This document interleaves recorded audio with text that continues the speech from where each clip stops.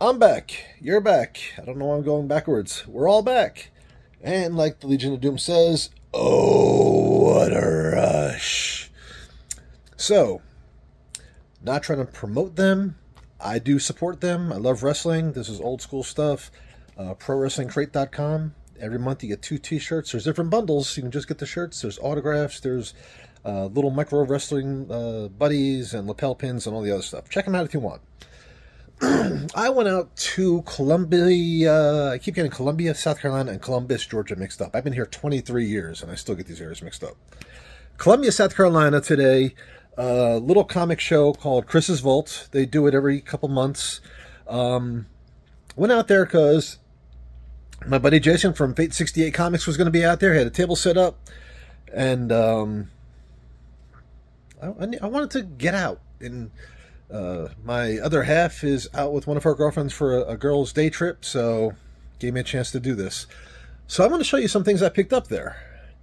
First off, let's start with legacy-sized Superman Celebrates the Bicentennial. This is a beautiful piece. You know, I was born in 75. This obviously came out in 76. Decent condition for a 40, almost 50-year-old comic. So, not going to complain too much.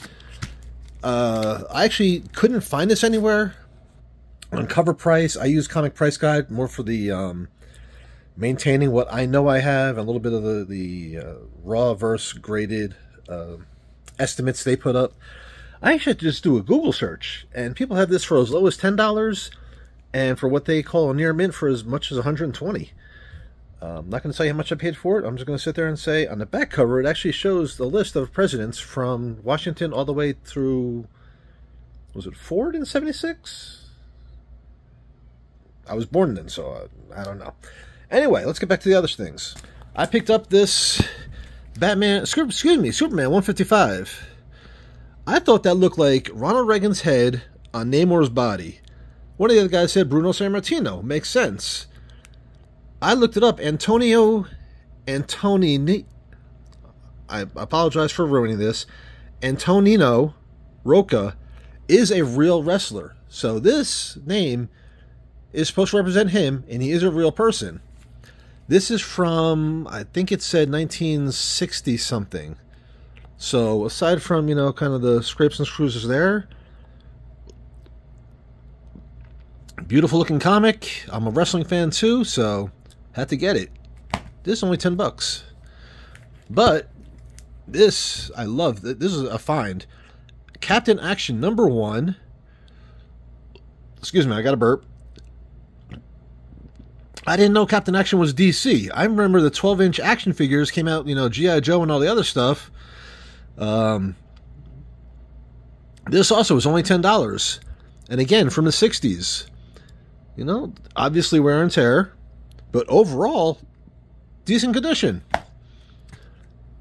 So, I went out there, see my guy from Fate 68, and I ordered some things from him that he actually had set aside. I didn't even tell him I was coming, so it was serendipitous that he had it with him.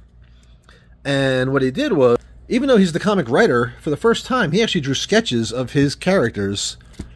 There's one. There's 2.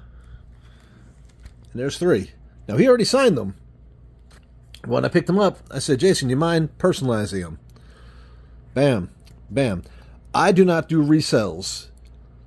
When I do things, it's for my experience. I was there. I met the person. This is the first time he's even said he's done any of the art in close to 20 years. And each one of these represents one of the dolls, which, as you can read, check out Fate 68 Comics and pick up the trade paperback. Issue 4 is already out. It was through a Kickstarter. You might be able to pick up issue 4 on a pre-sale. But, yeah, these were a beautiful set. He knew when I saw that he was doing them, I contacted him. So, obviously, these are beautiful. These are priceless to me. One of his go-to cover artists is Greg Bo Watson. Now, limited set 1 of 10. So obviously, right there. Now I'm going to be honest. I actually forgot what comic this was. It's either Dolls 4. I don't think it's Adventures of J.P. Cummings 2. But obviously, May the 4th be with you. And what it is, it's one copy of each of these. Han Solo cosplay. Now, at the show, he had a little place card that showed the covers. Only 25 of these were printed. As you can see, they are limited. So of these, there's only 15 left, 90 left, and 20 left because 10 of these bundles were made. They are sealed. I'm keeping it sealed. All items are signed by Greg Bow. Now, I met Greg Bow earlier this year at Joe Fest, and I had some of my other comics that I bought from Jason, Fate 68, signed by him. Now, here's the other thing that I really am proud of. Nice wooden box, handle and everything. Adventures of J.P. Cummings, 2 of 3. He only had 2 left. One he had to put aside for somebody. So basically this was the last one he had left. And I was able to grab it. And what it is, it's not every cover. I'm going to say right now, before I go through these, there are 2 NSFW covers. So if you have small children watching, or if you feel uncomfortable seeing the female form, you might want to stop or skip ahead. These are the Adventures of J.P. Cummings. There she is in a noir gangster style. And here is the NSFW. Put that one over. All right. This is the foil version, the hollow version, if you will. You see it capturing all the colory goodness.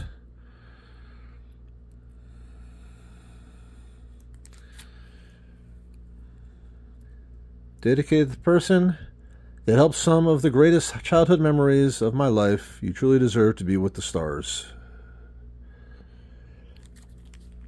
All right, here's the next one.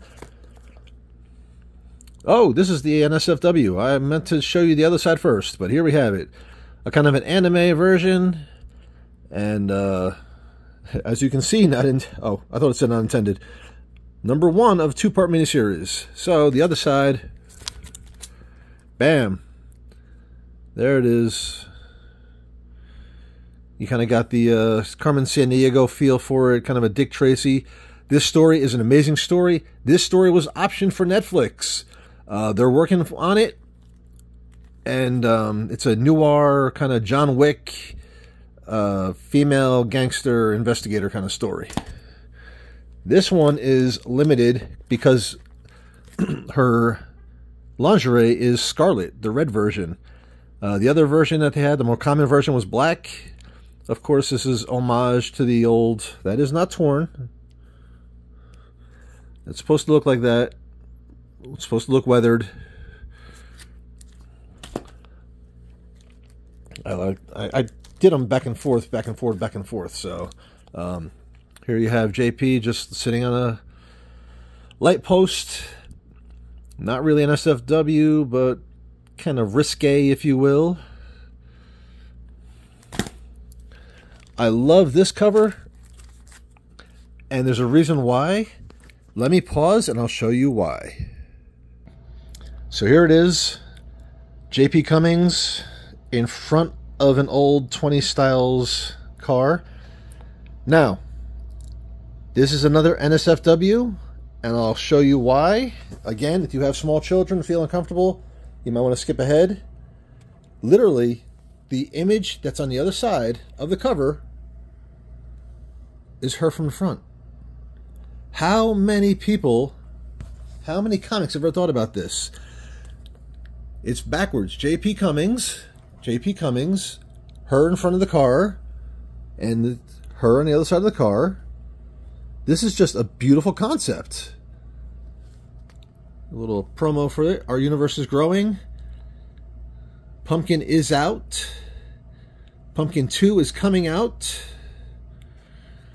So let me pause and put this back. Alright, that's back up. Thank you for that. And here is the final one. This was the common one. This was actually the one that was at my oh my god, my local comic shop, ABX, Augusta Book Exchange, Augusta Book Comics and Toys, whatever they're called themselves now. Paul, I do apologize for butchering your shop. ABX, Augusta, Georgia, on Bel Air. If you're in town, make sure you stop there. This was the original comic that I got. Now, like I said, it's a beautiful box. We have 1, 2, 3, 4, 5, 6, 7, 8, 9 books in one box set. Fate 68 is one of my favorites. Like, I don't say minor league. They do great stories. Jason is an amazing storyteller.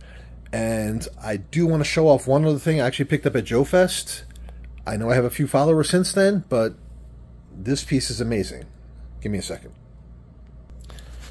Okay. I picked up some of Fate 68's comics at Joe Fest.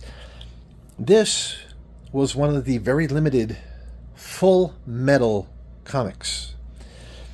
It's for Pumpkin, issue 1.